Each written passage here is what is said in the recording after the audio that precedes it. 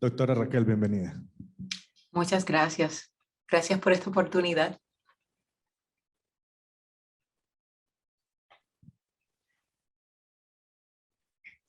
Okay, ¿puedo comenzar? Sí, doctora. Perfecto, gracias. Pues como discutimos ya, ¿verdad? El tema que voy a discutir, el primero es ¿cuándo podría mi paciente beneficiarse de un cirujano general pediátrico? Yo no tengo ningún conflicto de interés, ¿no? Y el objetivo, los objetivos de esta charla, ¿verdad? Es discutir condiciones o enfermedades pertinentes a cirugía general comúnmente diagnosticadas en la oficina del médico primario o en sala de emergencias y discutir algunas técnicas quirúrgicas, ¿no? De acuerdo a la Junta Americana de Cirugía, para nosotros, ¿verdad? Que en los Estados Unidos la cirugía general pediátrica es la rama que provee el cuidado quirúrgico, incluyendo el diagnóstico, las fases preoperatorias desde la etapa prenatal hasta la adolescencia con malformaciones congénitas, enfermedades adquiridas, ya sea que ocurran durante el desarrollo embriológico o sean de naturaleza inflamatoria, neoplásica o traumática. Entonces somos una subespecialidad quirúrgica bastante extensa que cubrimos bastantes sistemas y ciertas lesiones en el cuerpo. Y lo que voy a hacer es que voy a detallar algunas de las condiciones. Obviamente la charla no es comprensiva en incluir todos los sistemas, pero le va a dar una idea a ustedes, ¿verdad? Que ¿cuándo sería una buena idea como médico primario o pediatra de envolver a sus colegas de cirugía pediátrica? Vamos a comenzar con el sistema gastrointestinal, ¿no? Y vamos a comenzar con estenosis pilórica, ¿verdad? Que es una condición quirúrgica, es la más común que resulta en vómito en el recién nacido e infante. Tiene una incidencia de 1 en 4 en cada 1000 nacimientos vivos, ¿no? Y en Estados Unidos se ha visto un poquito más, que ahora la incidencia es 1 en cada 300 nacimientos vivos. Es un diagnóstico que se hace entre las 2 y 12 semanas de nacido. Y la etiología es desconocida, pero se presume que es multifactorial porque, ¿verdad? Hay una predisposición genética y factores ambientales. Predisposición genética porque aquí por lo menos en la raza blanca lo vemos más, en las razas asiáticas y afroamericanas no la vemos tanto. Y factores ambientales porque lo vemos menos en niños que amamantan, pero lo vemos en primogénitos, lo vemos en exposiciones, lo vemos más en el verano, lo vemos en exposiciones a ciertos medicamentos, así que sabemos que es una combinación de factores que están causando esta condición. La presentación clásica es un infante nacido a término con vómito en proyectil, pero de carácter no bilioso, ¿verdad? Y para nosotros cuando entrenamos a nuestros residentes eso es bien importante. Inicialmente es episódico que nos da una sospecha, comienza a darnos la sospecha de que esto es reflujo gastroesofágico. Pero luego es constante, ¿no? Y hay dos teorías que se han propuestas para la etiología. La primera es la teoría de gastrina elevada, que los niveles elevados de gastrina promueven una hiperacidez que van a estimular el ciclo de contracción del esfínter pilórico y resulta en una hipertrofia muscular, haciendo este ciclo autosuficiente. La otra teoría es que es una deficiencia de sintasa de óxido nítrico neuronal a nivel del píloro, ¿no? Y esa inervación pilórica normal lo que hace es que resulta por la relación inadecuada del músculo pilórico que lleva a hipertrofia, ¿no? Y a base de esa segunda teoría, lo que vemos en la patofisiología, si nos vamos por esa segunda teoría, es que es una inervación pilórica normal que lleva a falta de relación del músculo pilórico en un aumento en la síntesis de factores de crecimiento que usualmente son aquellos similares a la insulina o los derivados de plaqueta y entonces lleva a hipertrofia. Cuando vamos a evaluar esto preoperatoriamente comenzamos con unos estudios radiográficos, ¿verdad? Comenzamos con un ultrasonido abdominal. ¿Y cuál es la ventaja de eso, verdad? Pues no es invasivo, no conlleva exposición a radiación y tiene una sensibilidad y una especificidad bastante alta. Entonces, cuando miramos al sonograma, ese ultrasonido, ¿cuáles son las dimensiones indicativas de estenosis pilórica? Usualmente usamos estas dimensiones, que es 15 milímetros de largo por 4 milímetros de grosor. Ahora, si el niño presenta bien temprano, ¿verdad? Usualmente menos de 30 días, entonces el grosor puede ser 3 milímetros. O sea que eso varía, pero en general 15×4. ¿Okay? Aquí vemos unos sonogramas, ¿verdad? Aquí, espero que vean, que puedan ver el cursor, ¿no? Es una imagen sagital y aquí vemos el músculo bien engrosado, ¿no? Y cuando vemos aquí, vemos exactamente lo mismo y vemos el estómago lleno de fluido. Y eso nos indica que, ¿verdad? Esto es bien, sugiere bastante estenosis pilórica. Cuando vemos el sonograma en transverso, entonces vemos ese grosor bien ancho, ¿verdad? Así que entre esta longitudinal y grosor, eso nos da un diagnóstico de estenosis pilórica. En términos de la serie esófago, gastroduodenal, raramente lo utilizamos, ¿verdad? Porque el ultrasonido nos ayuda tanto que entonces solamente usamos esta serie cuando tenemos hallazgos sonográficos equívocos, ¿ok? La desventaja de este estudio es que expone al paciente a radiación y que puede tomar mucho tiempo. Pero si no tenemos los hallazgos por ultrasonido que nos ayudan, entonces este estudio nos ayuda. Y entonces lo que buscamos es falta de relajación del antro prepilórico y lo que vemos es delineación del canal pilórico por una cuerdita de contraste y eso confirma el diagnóstico. En términos del examen físico, el nivel de deshidratación va a determinar los hallazgos en el examen físico. Si yo tengo un neonato que presenta temprano, lo más seguro es que no voy a ver, ¿verdad?, muchos hallazgos físicos, ¿no? El niño se va a ver saludable, el niño no me va a dar muchas indicaciones, mientras que tengo un niño bien deshidratado, el niño va a estar somnoliento y me va a dar más hallazgos, ¿verdad? Podemos ver ondas peristálticas visibles usualmente en el cuadrante superior izquierdo en el epigastrio. La palpación del píloro que nosotros le llamamos la aceituna en inglés, ¿verdad? Pero requiere mucha paciencia y unas ciertas maniobras que pueden asistir en la palpación son la flexión de las rodillas, flexión de la cadera, la palpación del borde del hígado en la línea media, pero esto requiere que ese estómago esté un poquito vacío, descomprimido, ¿no? En los Estados Unidos, como nosotros tenemos el diagnóstico está en la mente de los médicos primarios tan temprano, usualmente al momento que llegan a nosotros ya tienen el ultrasonido con los hallazgos, ¿verdad? Y entonces el examen físico pasa a ser algo secundario, pero no quiero disminuir el valor del examen físico. Todavía hay hallazgos que nos pueden ayudar en el examen físico. La prioridad es resucitación. Y es resucitación inmediata y vigorosa. ¿Por qué? Porque este paciente puede presentar con una alcalosis metabólica hipopotasémica e hipoclorémica, ¿verdad? Porque está vomitando ese contenido gástrico. Hay pacientes que van a tener la aciduria paradójica también, ¿verdad?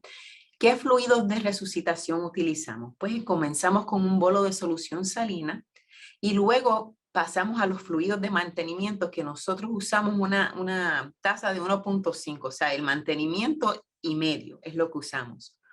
Antes usábamos el fluido hipotónico, ¿no? Usábamos 0.45 de solución salina, ahora usamos fluidos isotónicos. Después que la Asociación Americana de Pediatría publicó un artículo en el 2018 que promueve el uso de los fluidos isotónicos y ahora usamos el fluido isotónico siempre y cuando el paciente esté orinando, incluimos el potasio. La intervención quirúrgica es urgente, pero no es emergente. Hay que asegurar que la resucitación ha ocurrido apropiadamente y que la corrección de electrolitos está al nivel que queremos. Y para nosotros el bicarbonato tiene que estar en menos de 30 y el cloro tiene que estar en más de 100 para ponerlo bajo de anestesia. La técnica ha evolucionado, ¿verdad?, desde el 1908. Empezábamos con una laparotomía de línea media y entonces en el 1912 comenzamos a dividir el músculo, ¿verdad?, pilórico, longitudinal y seromuscular. En los 40 movimos esa incisión hacia el cuadrante superior derecho En los 80s empezamos a hacer una incisión circumbilical, pero ya a partir del 1990 o 91, ¿no? Comenzamos a hacer laparoscopía. Y han habido muchos artículos, ¿verdad? De técnica abierta o por laparoscopía. Y de acuerdo a los estudios que puse aquí, ¿verdad? En realidad, los hallazgos han sido que la técnica abierta estuvo independientemente asociada con una mayor probabilidad de estancia hospitalaria prolongada, que entre las dos técnicas no hay diferencia en tiempo operatorio, duración de la estancia hospitalaria o patrones de realimentación de acuerdo al segundo estudio. Las tasas de complicaciones fueron similares, pero los resultados cosméticos a largo plazo fueron significativamente superiores en el grupo de laparoscopía. Aquí espero que este video, ¿verdad? Funcione, así que voy a tratar de, ¿verdad? Aquí vemos, estamos entrando por el ombliguito, ¿verdad? Y estamos haciendo dos incisiones epigástricas después que identificamos el píloro, ¿no? Y entonces lo que le estoy demostrando, ¿verdad? La intervención por laparoscopía. Una vez identificamos el píloro, lo subimos ¿verdad? A visualización, comenzamos a sentir el músculo hipertrofiado y comenzamos a hacer una incisión seromuscular. ¿Okay? Una vez hacemos esa incisión seromuscular, entonces usamos un instrumento no punzante que nos ayuda entonces a dividir esas fibras, ¿verdad? Entonces aquí estamos entrando por la capa seromuscular, entramos con el instrumento y comenzamos a hacer la pilorotomía. Y entonces a distancia está la mucosa, que nos indica, ¿verdad? Que no queremos violar esa mucosa. Y entonces comenzamos a expandir la incisión hasta que ese músculo está completamente dividido. Y una vez estamos satisfechos con esa incisión, entonces comenzamos a sentir las orillas en el lado duodenal y en el lado gástrico para asegurarnos que estamos conformes, ¿verdad? Y ahí pues necesitamos extender un poquito más. Eso es lo que están viendo en el video. Y luego verificamos que los lados del músculo están moviéndose independientemente, que nos deja saber que entonces eso es una pilorotomía completa. ¿Ok? Entonces aquí lo que tengo es una comparación de incisiones quirúrgicas. Ven, en el lado izquierdo tenemos la de por laparoscopía, usamos 3 incisiones pequeñas. Y la pilorotomía abierta, que en este caso se hizo en el cuadrante superior derecho, pero a veces se hace circumbilical, ¿verdad? Y este paciente quería una revisión de esta cicatriz porque la encontró muy grande. Ahora hay estrategias de manejo alterno, ¿no? Hay casos selectos donde hay contraindicaciones de la anestesia y la cirugía, por ejemplo, en un abdomen hostil, infección reciente, enfermedades congénitas cardíacas, historial de hemofilia. Y en esos casos la atropina es un manejo alterno, ¿no? Porque induce relajación de la musculatura hipertrófica contraída. La tasa de éxito es aproximadamente 79%, con 15% de tasas de complicaciones, pero aumenta la estancia hospitalaria significativamente. Por ejemplo, en los casos de laparotomía, en laparoscopía, el niño se va en menos de 24 horas. En estos casos, la estancia es aproximadamente 13 días, tiempo mediano, según los estudios, y la duración de atropina es 44 días. ¿Okay? Ahora vamos a proseguir a otra condición que vemos con mucha frecuencia, que son las hernias umbilicales, ¿no? Es una condición quirúrgica que diagnostican ustedes como pediatras y cirujanos, y nosotros acá también, ¿verdad? Es un defecto facial congénito y es la única hernia de la niñez que se puede resolver por su cuenta. Tiene una tasa de resolución espontánea entre 85 y 93%. La cantidad de piel sobresaliendo por el defecto no es indicativo del defecto a nivel de la fascia. Eso es bien importante saber, ¿verdad? El doctor Sensi y su equipo en el 2017 querían hacer un repaso sistémico, ¿no? Porque no había mucha data en términos de cuándo reparar. Teníamos mucha data histórica, pero no teníamos estudios. Entonces, lo que ellos hicieron fue un análisis de la literatura sometida a revisión paritaria y analizaron 28 publicaciones, pero también evaluaron las páginas del internet de todos los hospitales pediátricos afiliados a la Asociación Americana de Hospitales de Niños, al igual que las páginas de internet del Colegio Americano de Cirujanos que tenían material educativo específicamente correspondiendo a hernias umbilicales asintomáticas. Y la guía de práctica clínica sugerida es reparar prontamente a esas hernias umbilicales que son sintomáticas. Consultar a un cirujano pediátrico para pacientes asintomáticos, pero a la edad de 4 años, ¿verdad? Y reparar después de esos 4 años, pero preferiblemente antes de la adultez, ¿verdad? La operación no la llevamos a cabo antes de los 4 años, independientemente del tamaño de la hernia y o la protuberancia, obviamente si están asintomáticos, ¿ok? En el 2016, Yanagisawa hizo un estudio tratando de ver cuál era el rol del manejo no operatorio, porque en los 1950 se hacía eso con mucha frecuencia, pero después ya no se hacía. Entonces él quería reevaluar los méritos del vendaje umbilical. Y entonces usó una bola de algodón con un adhesivo elástico. Y la tasa de resolución fue 91%, pero fue dentro de 13 semanas y era irrespectivo del diámetro del defecto o la edad gestacional. La tasa de recurrencia fue un poquito más de 2%, pero las complicaciones en la piel fueron 26%. Así que en el caso de nosotros, la práctica mía y de mi grupo acá es no seguimos este rol no operatorio, sino que los dejamos con su hernia y si están sintomáticas operamos y si no están sintomáticas ya a la edad de 4 o 5 años comenzamos a reparar. Vamos a hablar de los cuerpos extraños esofágicos también, ¿verdad? Porque es algo que también vemos con mucha frecuencia. Tienden a alojarse en áreas donde el esófago es naturalmente estrecho, ¿verdad? Muchos se alojan en el músculo cricofaringeo y de lo contrario, si no se alojan en esa área, tienden a pasar hacia el estómago. Si ven en esta niña, ¿verdad? Ella tiene aquí un llaverito que se tragó con una mariposa y se le quedó alojado en el músculo cricofaringeo. Usualmente son monedas y objetos lisos, en este caso ella no siguió, ¿verdad? Lo que usualmente sucede, pero pues sucede también que hay otros objetos que ellos se tragan. Usualmente ocurre entre la edad de 18 y 48 meses, ¿verdad? Y los estudios radiográficos que nos ayudan son las placas de pecho y usamos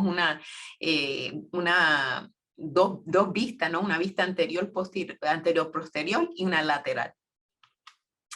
El tratamiento va a depender del objeto tragado y la localización, ¿verdad? Si el niño se traga una moneda, 30% de ellos van a pasar espontáneamente dentro de 8 y 16 horas. Aquellas que no progresan, entonces se le hace una esofagoscopía rígida. ¿Okay?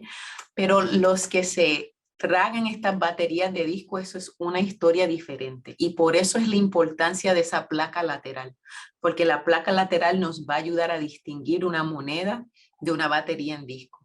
Las baterías causan daños únicos, daños cáusticos directos y causan daños de necrosis del tejido por presión.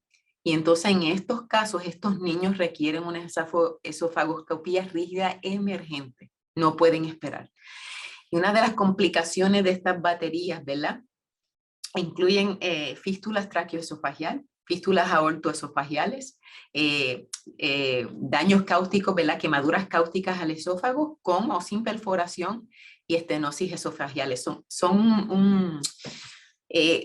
Nos preocupan mucho cuando estos niños se tragan esas baterías en disco. ¿Okay? Otra condición que vemos bastante es intususcepción, ¿verdad?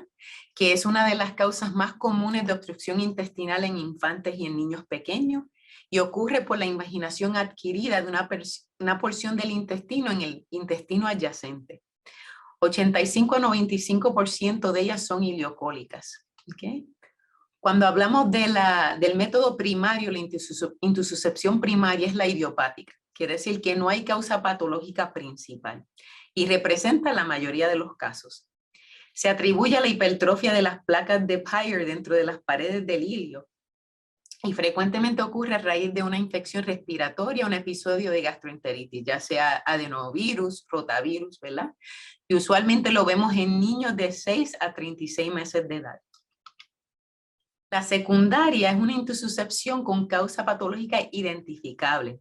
Tiende a ocurrir después de los 2 años. La incidencia es entre 1.5 a 12%. Las causas más comunes son divertículos de Meckel, pólipos intestinales o duplicaciones intestinales. La presentación clásica es un niño pequeño con dolores cólicos intermitentes, con heces rojizas y una masa palpable. Interesantemente, esto se describe todo el tiempo en los libros, pero realmente la tríada presenta en solamente 25% de los casos, ¿ok? Aunque nos aprendemos esa tríada, usualmente no la vemos, no vemos los 3 seguidos. El examen físico va a variar, ¿verdad? Porque si ve el niño durante un intervalo sin dolor, entonces puede verse el niño bien cómodo con hallazgos en el examen físico insignificantes. Y eso nos puede confundir un poquito y llevar a un diagnóstico erróneo, ya sea de gastroenteritis o estreñimiento. Pero durante un ataque uno puede notar estos cambios de ondas peristálticas audibles, o se puede ver el cuadrante inferior derecho, se siente vacío, lo que le llamamos en inglés dancer's sign. Palpar el intestino proximal por el ano es una señal grave. Y peor aún es si confundimos esto con un prolapso rectal, ¿verdad? Si tenemos este nivel de intususcepción que estamos viendo a nivel del ano, nos deja saber que el tratamiento que usualmente usamos quizás no va a funcionar en este tipo de pacientes. Los estudios radiográficos, las radiografías simples son de valor limitado. El ultrasonido nos ayuda tremendamente, es un instrumento de seguimiento bien valioso. Lo que vemos es lo que le llamamos en inglés target lesion, ¿verdad? Que es una lesión del tiro al blanco, y lo que estamos viendo es una imagen transversal donde vemos el mesenterio invaginado y las paredes, ¿verdad? Dentro de esa, y vemos imágenes hipocoicas y ecogénicas que nos están dando a entender que ahí hay un problema. El manejo usualmente es no operatorio, ¿verdad? Y hacemos una reducción radiográfica, ya sea por enema hidrostática, que es por contraste, o enema neumática. La hidrostática por contraste es donde, ¿verdad? Insertamos contraste por el recto, y el estudio se completa cuando el contraste fluye libremente por la válvula iliocecal hacia el ilión terminal. Tiene una tasa de éxito de 85%. La neumática tiene una tasa de éxito de 75 a 94%, y yo creo que esto depende también de cuán cómodo esté el radiólogo. Nosotros actualmente usamos neumáticas todo el tiempo. Aquí traté de incluirle imágenes, ¿verdad? De los dos tipos de enema, ¿no? Tenemos aquí la inyección comienza por el recto, y cuando llegamos a esta área empezamos a ver que el contraste se pone un poquito más lento. Y aquí empezamos a ver una obstrucción.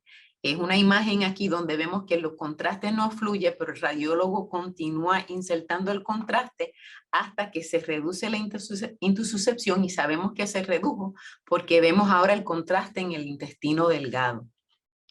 Esta es un poquito más difícil de ver, pero les voy, pongan atención en el cuadrante aquí, vean, ahí rapidito se vio la intususcepción. Se va a ver una parte oscura ahí, y de momento entonces comienzan con el aire hasta que se reduce completamente. ¿Okay? El manejo operatorio se reserva para reducciones incompletas o no exitosas, aquellos pacientes que tienen peritonitis en el examen físico, documentación de una causa patológica o neumoperitoneo en imágenes radiográficas. La técnica puede ser abierta o por la laparoscopía, aunque usualmente cuando tenemos neumoperitoneo nos vamos directamente a la abierta.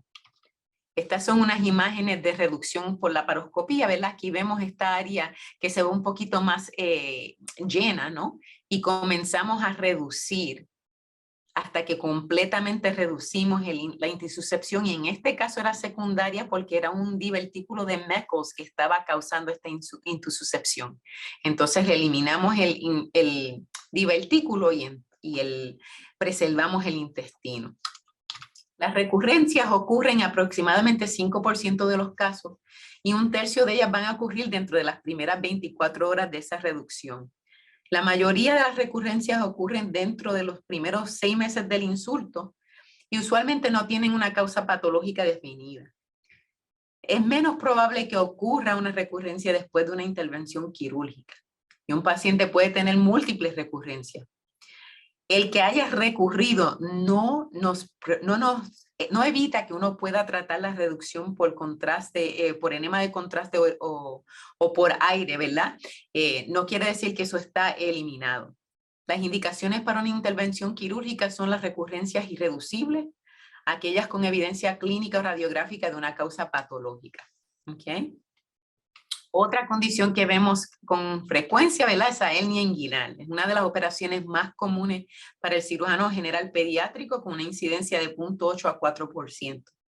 Es más común en niños que en niñas, en infantes prematuros y en el lado derecho. Y en el lado derecho se postula que eso se debe a que el testículo derecho desciende después del izquierdo durante el 8º mes del embarazo. La etiología es congénita y que cierre incompleto del proceso vaginalis, ¿ok? Y los factores de riesgo para una presentación bilateral es un niño que presenta edad temprana, menos de 1 año, infantes prematuros, niñas, la hernia inguinal izquierda o un historial de criptorquidismos. ¿Cuándo reparar? ¿Verdad? Y este es un tema controversial para nosotros, especialmente en infantes prematuros admitidos a la unidad de intensivo neonatal. Los proponentes de una reparación antes de dar de alta dicen, pues, existe un alto riesgo de que si lo enviamos a la casa y reparamos de manera electiva, van a encarcelar. Los proponentes de reparación de manera electiva dicen, no, pero esto provee tiempo para que el infante crezca y pueda contribuir a una reparación más fácil técnicamente y por ende con menos complicaciones operatorias. En los Estados Unidos ha habido una tendencia gradual a reparar antes de dar de alta, pero ¿verdad? Tenemos unos ensayos clínicos que están ocurriendo ahora, que comenzó en el 2013 y concluye este verano. Estaban reclutando 600 pacientes y eso es, la meta de ese estudio es ver cuál es el tiempo ideal para reparar a estos niños prematuros. Las técnicas quirúrgicas pueden hacerse abierta con peritoneoscopías o por laparoscopía. Aquí vemos una reparación de una hernia inguinal por laparoscopía en un varón, disculpen. ¿Verdad? Aquí vemos el anillo inguinal abierto.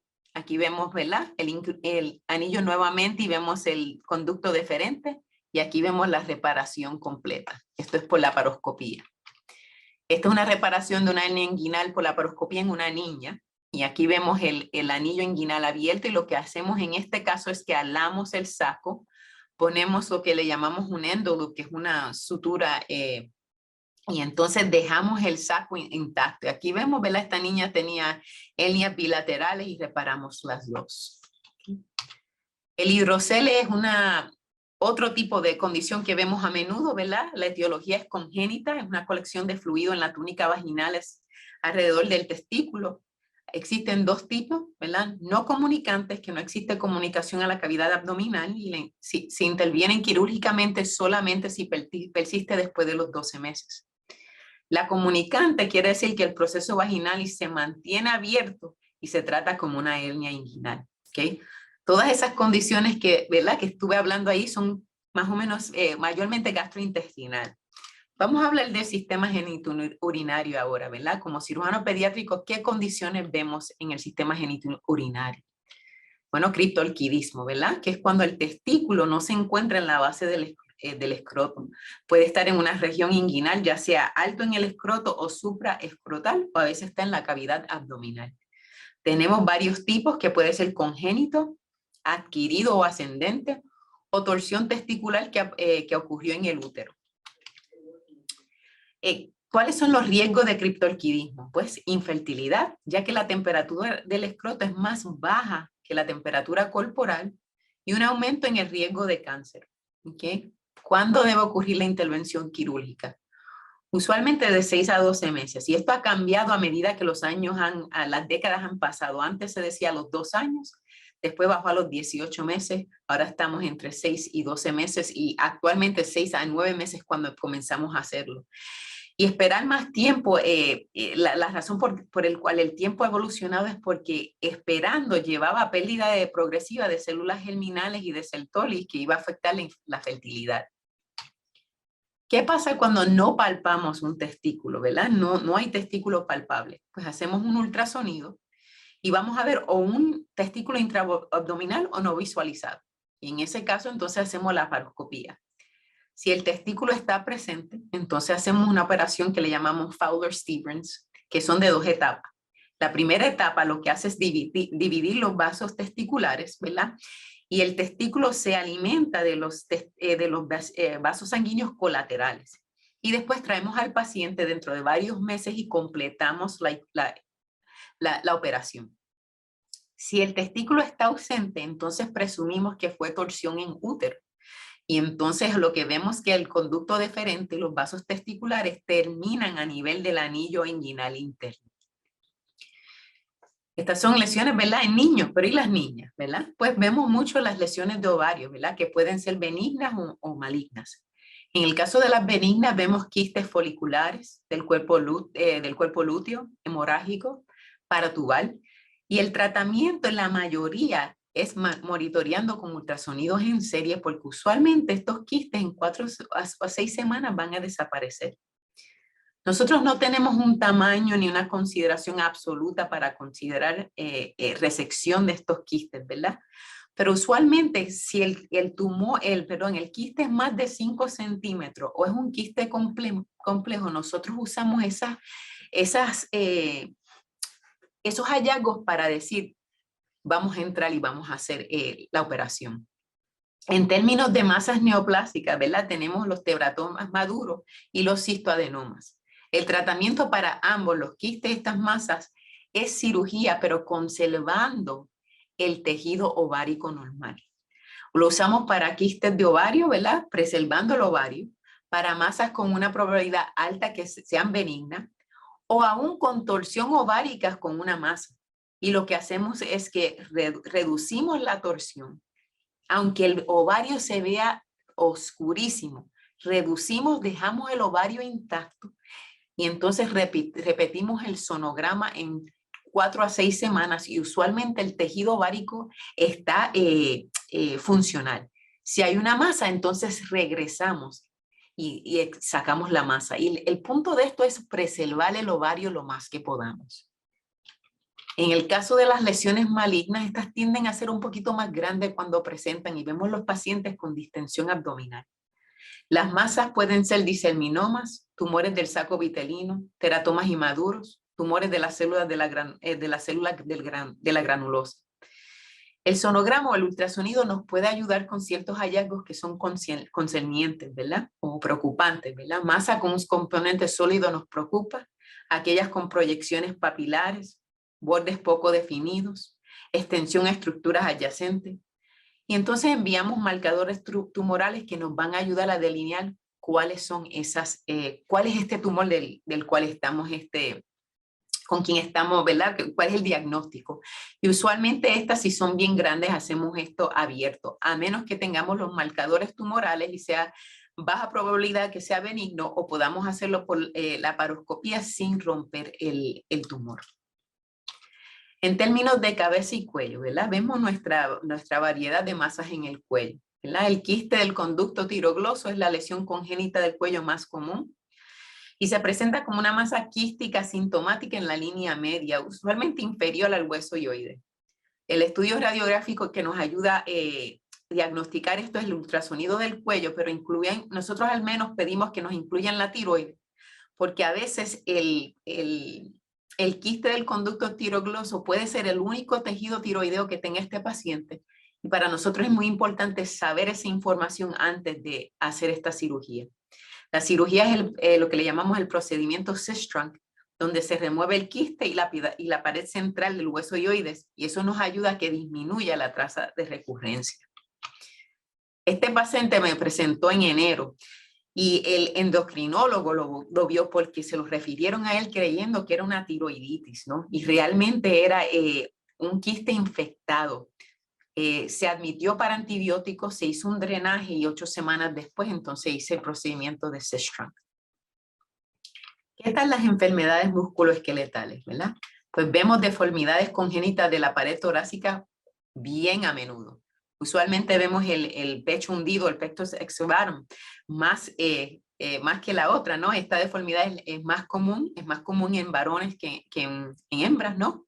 Y hay dos teorías etiológicas que se han propuesto: un crecimiento excesivo y desproporcionado del cartílago costal que empuja el esternón posteriormente, o el debilitamiento relativo del cartílago costal. Y esta teoría alinea con la asociación a otras anomalías musculoesqueletales, ya como sea la osteogénesis imperfecta, el síndrome de Marfan, escoliosis y Ehlers-Danlos. Y hay una predisposición genética porque no es inusual que familiares tengan también el pectus, alguna deformación de la pared torácica. Usualmente en 40% tenemos una asociación.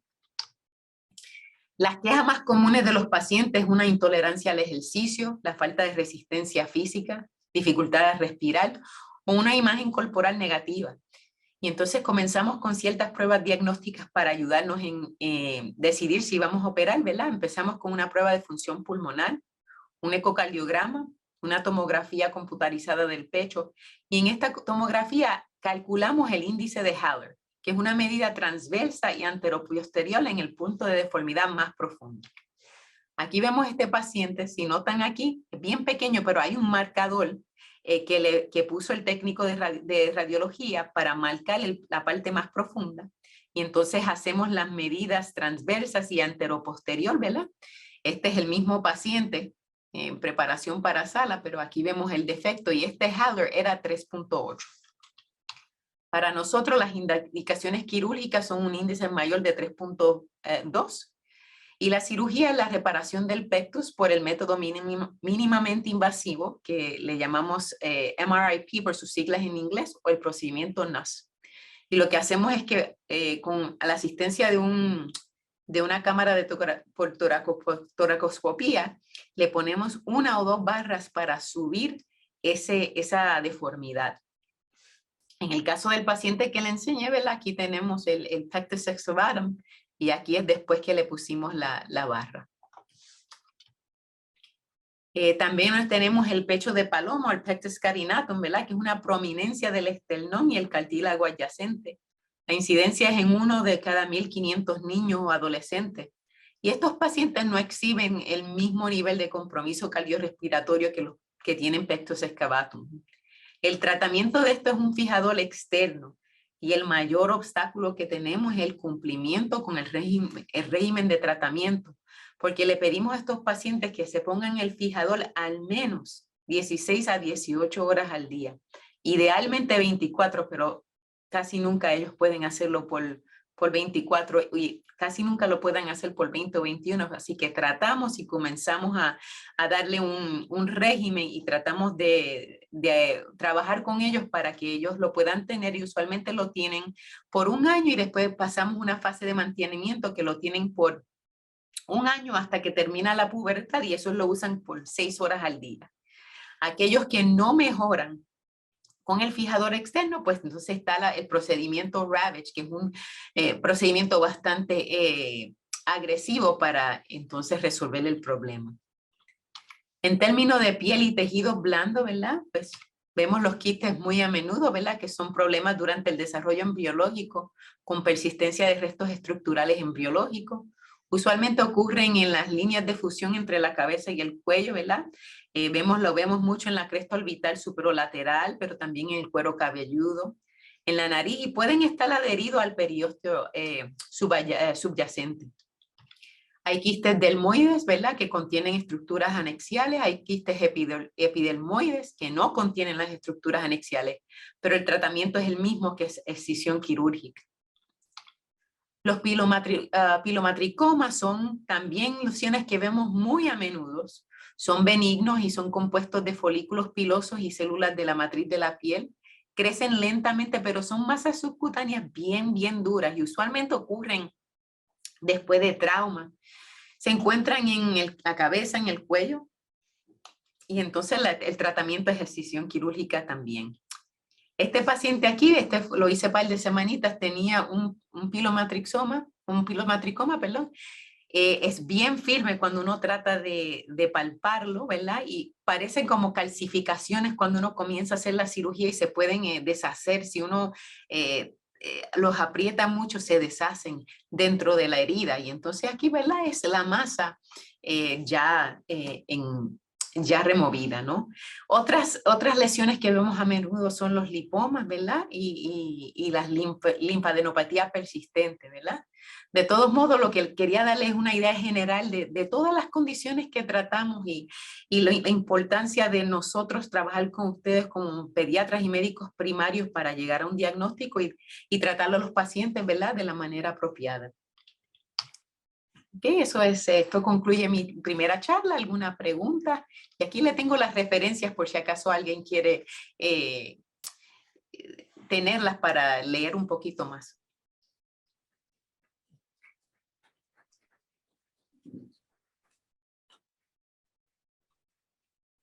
Doctora Raquel, gracias por la respectiva intervención. Daremos paso al espacio de preguntas, coordinado por la doctora Adriana Pinilla, y una vez finalizado, continuamos con el tema enfermedades quirúrgicas en el recién nacido. Perfecto. Gracias. Buenas tardes. ¿Qué criterios tienen para la cirugía de la herniorrafia inguinal en niños que han sido prematuros extremos antes del egreso? Eso es un motivo de controversia aquí grande entre nosotros de neonatología y cirugía.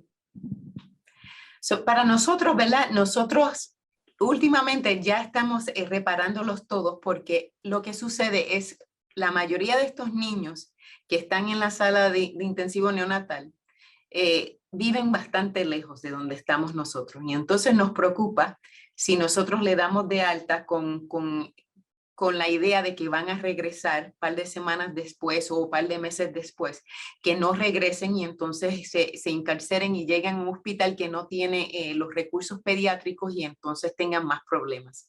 Y entonces los criterios que hemos utilizado es que el paciente no esté velado. Si el paciente está a punto de irse y no tiene no necesita suplemento de oxígeno, no tiene condiciones cardíacas, hipertensión pulmonar, ciertas condiciones que nos van a llevar a esperar, entonces proseguimos a hacer la reparación antes de que le den de alta.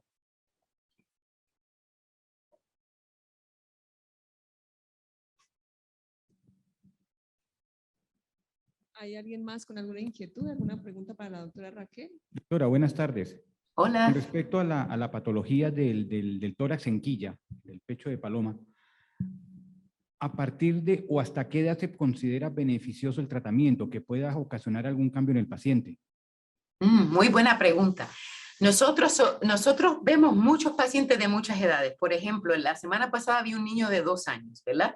Y entonces, si los niños están antes de la pubertad, nosotros no recomendamos el fijador. Lo que hacemos es que esperamos y le decimos a los padres, ¿verdad?, que regresen en un par de años y entonces reevaluamos. Pero a medida que comienzan a entrar en pubertad, ya sea como a los 12 o 13 años, comenzamos a hacer a usar el fijador, y el fijador se hace de acuerdo al paciente. O sea, que no es un fijador estándar, sino que ellos van a una compañía y entonces se le hace de acuerdo al defecto que ellos tienen, porque algunos son en línea media, pero muchos son en el lado izquierdo, en el lado derecho.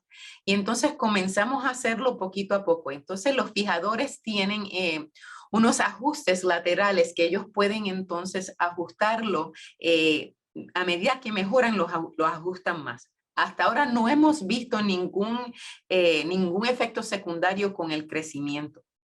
El efecto que sí hemos visto es que se mejora con el fijador, dejamos de usar el fijador y entonces el niño tiene otra etapa de crecimiento y entonces puedes recurrir un poquito.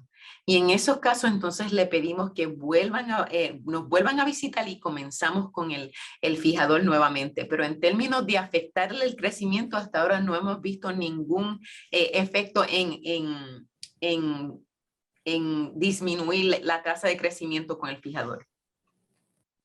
Muchas gracias.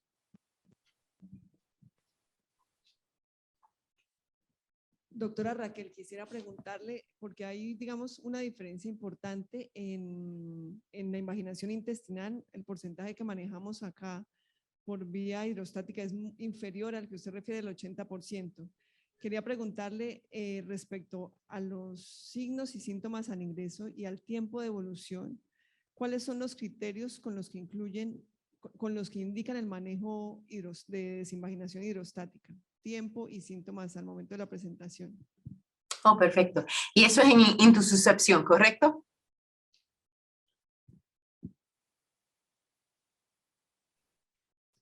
Sí, en invaginación, en intususcepción. Sí, perfecto. Nosotros, pues, obviamente, si tenemos un paciente, no usamos la duración, ¿verdad? Por ejemplo, no tenemos un criterio en términos de días de presentación. Sí tenemos una conversación con el radiólogo, porque a veces, si el paciente, ¿verdad?, tiene intususcepción, invaginación por 5 o 6 días, el radiólogo comienza a preocuparse de que no lo va a poder reducir. Pero entonces tenemos una comunicación con ellos y si ellos están bien preocupados, a veces estamos con ellos en la sala de radiografía, ¿no? Para entonces ayudarlos. Y a veces tenemos pacientes que han estado enfermos por 5 o 6 días y como quiera tratamos de hacer el método por la enema. Si en algún momento dado cualquier persona del equipo médico tiene alguna preocupación del examen físico, entonces vamos a la laparoscopía. O no ha sido, hemos visto, ¿verdad? No con mucha frecuencia, pero hemos visto que los pacientes comienzan a reducir por métodos radiográficos y entonces después tienen neumoperitoneo y tenemos que ir a sala rápidamente. Entonces es una conversación que tenemos con los colegas de sala emergencia, los colegas de radiología, antes de llevarlos a reducción por enema. Pero no tenemos un número definido, ¿verdad? No es que si tienen síntomas por 3 días no lo vamos a hacer, buscamos los síntomas clínicos.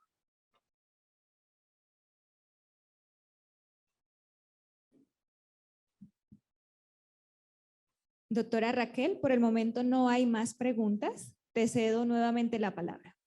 Perfecto. Me dan un segundito aquí que voy a cambiar de una presentación a otra, ¿sí?